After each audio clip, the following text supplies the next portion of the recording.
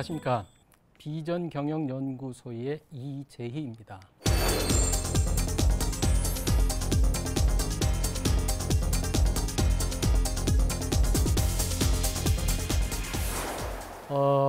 오늘은 깔끔하고 명료한 비즈니스 문서 작성에 대해서 말씀을 좀 드리도록 하겠습니다.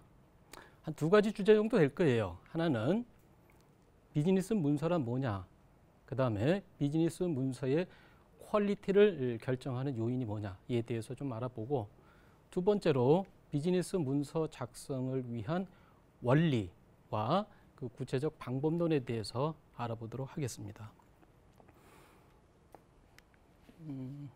비즈니스 문서에 대한 정의는 정확히 아실 거예요, 그죠? 그래서 문자라든지 기호, 도표 등을 활용을 해서 사실이나 정보, 의사 등을 기록한 것입니다, 그죠? 기록한 것으로서 업무상 발생하는, 취급하는 일체의 서류를 의미합니다.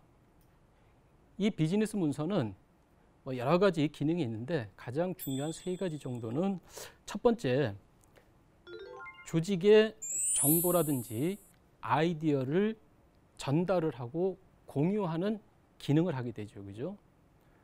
두 번째는 조직의 의사결정, 합리적인 의사결정을 지원하고 또 문제 해결을 지원하는 역할을 하게 됩니다. 그리고 또 중요한 그 역할 중에 하나가 뭐냐면은 미래에 발생할 수 있는 책임 소재를 규명하기 위한 역할도 가지고 있습니다. 어쨌든 이러한 비즈니스 문서에 대한 정의와 기능, 역할에 대해서 우리가 좀 인지를 하시고, 자, 그러면은 이러한 비즈니스 문서의 퀄리티를 결정짓는 세 가지 핵심 요인이 뭐냐? 첫 번째는 이슈를 공유를 해야 됩니다. 과제를 갖다가 공유하는 거죠. 누구하고? 직장 내에서는 상사가 되겠죠. 또는 외부면 고객 클라이언트가 될 겁니다. 어쨌든 그 문서를 읽는 사람이 되겠죠, 그죠? 또 한 사람은 누구냐면은 실제로 문서를 작성하는 사람. 이 양자 간의 이슈 과제를 갖다가 명확화하고 공유하는 것이 매우 중요한 역할을 합니다. 두 번째 이제 팩터는 뭐냐면은, 팩터는 실제로 문서의 내용입니다. 이것이 실제로 효과가 있어야 됩니다, 그죠? 이슈를 해결하고 과제를 해결하는 데 있어서 실질적인 효과가 있어야 돼요. 즉 실효성이 있어야 됩니다. 그래서 저는 그거를 이제 결근, 방기리 이렇게 요약을 좀 해봤는데, 내용에 있어서는 명확한 결론, 근거, 해결 방법, 그 다음에 기대 효과, 마지막으로 리스크 요인의 검토, 이런 5가지 요소가 기본적으로 필요하다고 이제 봅니다. 그래서 결근, 방기리의 내용을 담은 문서가 돼야 되겠죠, 그죠? 마지막으로는 뭐냐면은 보기 좋은 떡이 먹기도 좋습니다. 즉 같은 내용이라고 하더라도 어떻게 표현하느냐에 따라서 문서를 보는 사람의 느낌이 달라지겠죠. 그래서 그걸 표현 정교화합니다. 일단 문장, 즉 글이 깔끔해야 됩니다, 그죠? 그 다음에 핵심 정보에 대해서는 이미지화를 하는 거죠. 이미지화.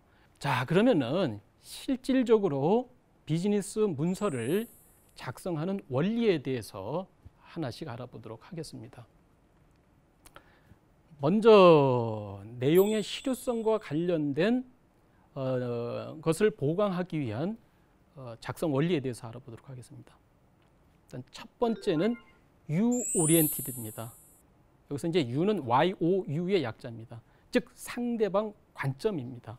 어쨌든 역지사지 관점 같아요. 모든 문서 작성의 출발점은 클라이언트나 상사의 목표, 욕구, 특성을 고려해야 됩니다. 이거를 우리가 RFP라고 합니다. RFP. 이따 다시 말씀을 좀 드리도록 하겠습니다. 이게 제1차 원리, 이게 제가 보기엔 가장 중요한 내용입니다. 두 번째는 뭐냐면 So what? So what입니다. So what이는 거. 그래서 뭐라는 얘기니까 결국은 문서에는 목적과 기대 효과, 결론, 그리고 전달하고자 하는 핵심 메시지가 담겨 있어야 됩니다. 네. 그 다음에 솔루션이라 그죠? 문제 해결 방법이라든지 세부 실행 계획, 즉 워크 플랜이 제시돼야 되겠죠. 그죠? 그게 이제 소화세 영역에 해당되는 내용입니다. 세 번째는 why so입니다. why so. 왜 그렇게 생각해? 라는 내용이니까 이거는 결론이나 핵심 메시지 또는 주장하는 바에 대한 근거를 백업 데이터로 명확히 제시를 해야 된다는 얘기입니다. 추론을 한다든지 논리에 비약이 있어서는 안 된다는 얘기입니다. 어쨌든 명확한 근거를 제시하고 근거와 결론 간의 논리적인 일관성을 가져야 되겠다라는 내용입니다. 뭐 당연한 얘기죠, 그죠?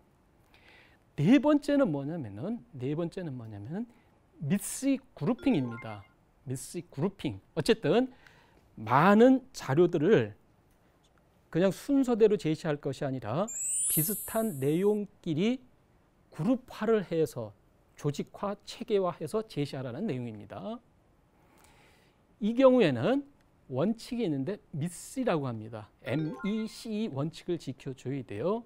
그래서 이 원칙을 적용을 해서 중복과 누락 현상을 배제하라 얘기입니다. 두 번째로 그럼 표현을 잘 하기 위해서 지켜줘야 될 원칙입니다. 두 가지가 있어요.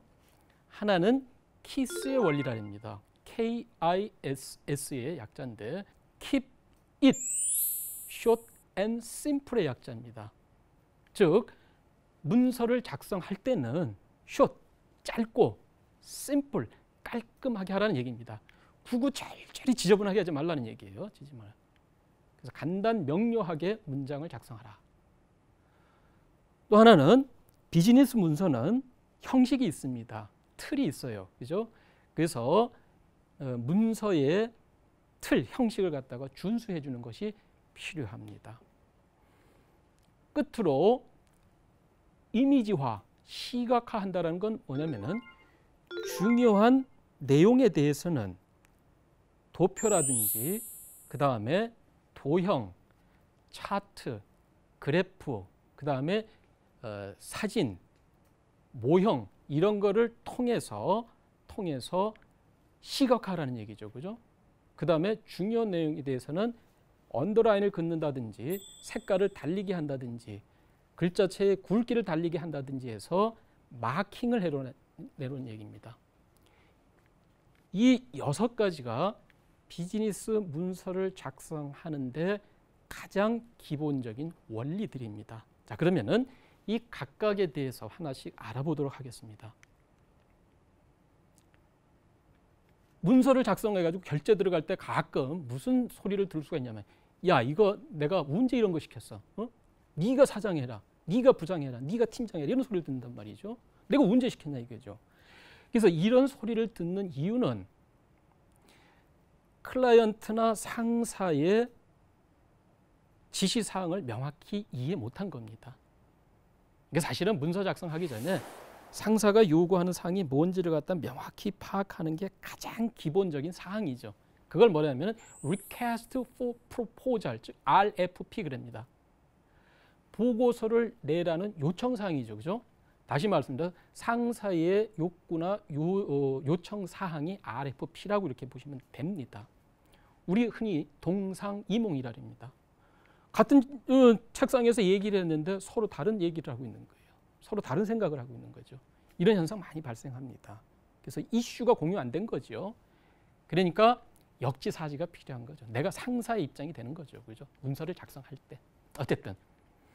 그래서 상사가 문서를 통해서 요구하는 사항이 뭐냐. 그 다음에 내용의 어쨌든 범위를 결정짓는 데 있어서 결국은 상사가 그 이슈에 대한 지식의 수준이라든지 경험이 어느 정도 되느냐도 미리 우리가 파악할 필요가 있는 거지요. 그죠? 그다음에 뭐 성격이나 직급, 뭐 파워, 뭐 이런 여러 가지 요소도 이렇게 좀 파악할 수가 있을 테고, 어떤 분은 상세하게 설명해주는 문서를 선호하는 분도 있고, 어떤 사람은 핵심 내용 위주로 해서 이미지를 갖다가 좋아하는 사람이 있습니다. 그러니까 그 스타일도 알아야 되죠. 그래서 워드 파일로 가져갈 건지 PPT 화면으로 가져갈 건지 그 선호하는 스타일이 다르죠. 요즘은 원 페이지 프로포절 그래가지고 한 페이지 내에 서술식의 형태로 핵심 내용만 담는 문서도 현장에서는 많이 활용되고 있습니다. 어쨌든 체크리스트 첫 번째는 뭐냐면은 상사는 이 문서를 통해서 무엇, 즉 어떤 정보를 얻기 원하느냐를 갖다 내가 쭉 질문을 통해서 리스트업 해보는 게 필요할 것 같아요. 어쨌든 이 문서를 통해서 상사는 어떤 정보를 원하냐, 내가 스스로 상사 입장에 대해서 리스트업을 해보는 겁니다. 그리고 상사는 어떤 스타일을 선호하느냐, 이건 몇 번 문서 작성하다 보면 어느 정도 나올 겁니다. 그죠? 어쨌든 첫 번째는 상사의 욕구, 목적, 특성을 파악하는 거고 스타일을 파악하는 게 필요합니다. 이거 당연한 얘기지만은 이 부분을 간과를 해서 결제 다시 맞고 우리가 흔히 얘기해가지고 이렇게 그죠? 반려된다고 하죠, 그죠? 그런 경우 많습니다. 그래서 시간 2차, 3차 작성하는 경우도 많지요. 자, 상사들의 RFP를 갖다가 분석하는 방법입니다.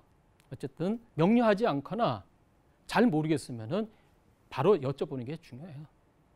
질문을 통해서 확인하는 거죠. 근데 상당히 조심스럽게 얘기해야 되겠죠, 그죠? 좀 부드럽게 이렇게 질문하는 게 필요하겠죠. 그 다음에 문서를 갖다가 전부 다 마감 기한에 맞춰가지고서 임박해가지고서 이렇게 그 보고서 내는 경우도 있습니다. 그러면은 예를 들어서 이게 요구사항이 안 맞았을 때 어떻게 그 수정할 수 있는 시간적 여유가 안 되잖아요. 따라서 반드시 중요한 문서에 대해서는 중간 보고를 한번 하고 컨펌을 받은 다음에 재작성 들어가는 것이 필요합니다. 즉 중간 보고 및 컨펌을 갖다가 받는 게 필요하다. 또 하나는 주변 사람의 도움을 받는 거죠. 그죠?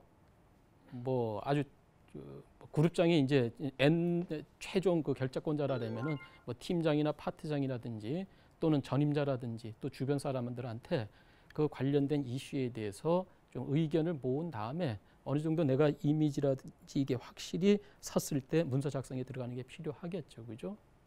그 다음에 또는 이제 관련자들과 사전 협의를 한다든지, 그 다음에 상사하고 이렇게 쭉 주고받은 이메일을 갖다가 이렇게 체크하다 보면은 거기서 아이디어를 얻을 수도 있을 것 같아요. 또 이슈와 관련된 여러 가지 문서를 갖다가 참조를 해보면은 또 상사의 그 요구사항을 파악하는 데 도움이 되지 않을까라는 생각이 좀 들어갑니다. 어쨌든 간에 상사의 RFP를 명확하게 파악하면 할수록 문서의 퀄리티는 높아지는 게 당연하겠지요.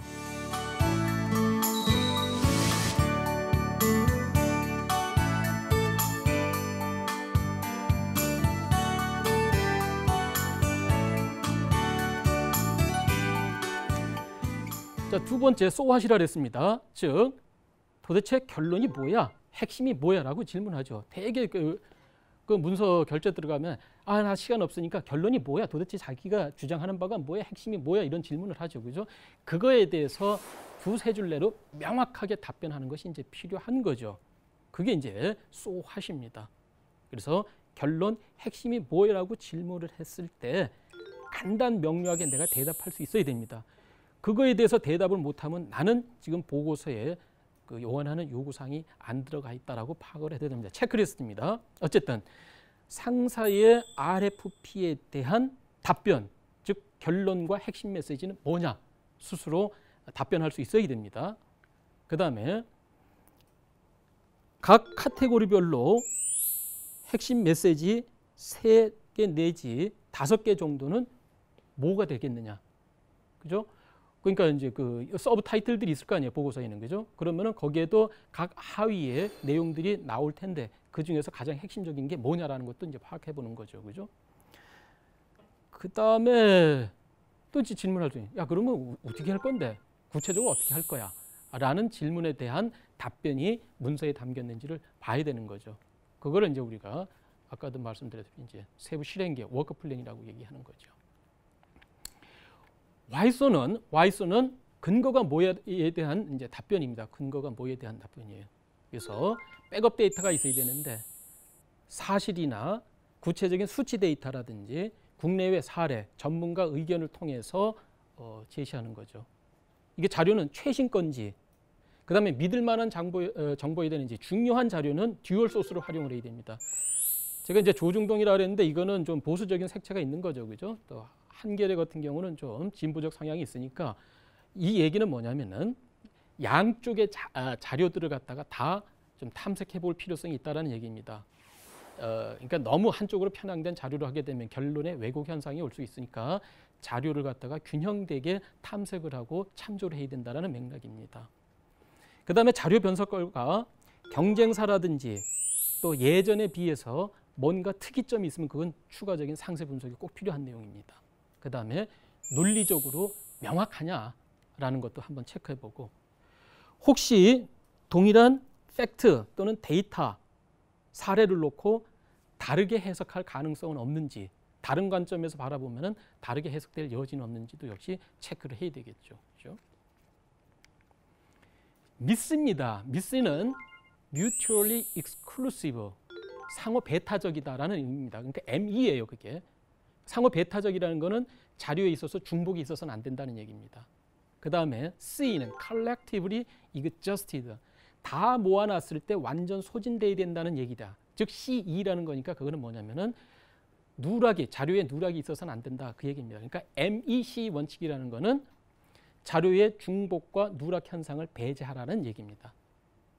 그리고 좀 체계적으로 제시하라는 얘기예요. 우리가 일반적으로 봤을 때 이제 미스 포켓북이라고 씁니다. 미스 포켓북이라는 건 뭐냐면은 어떠한 현상을 분석할 때 있어서 주머니에 필요할 때 주머니에서 빼서 쓰듯이 포켓에서 쓰듯이 현상을 분석하는데 서로 약속한 툴이 있다는 얘기입니다. 우리가 가장 많이 쓴 게 스와트 분석입니다. SWOT.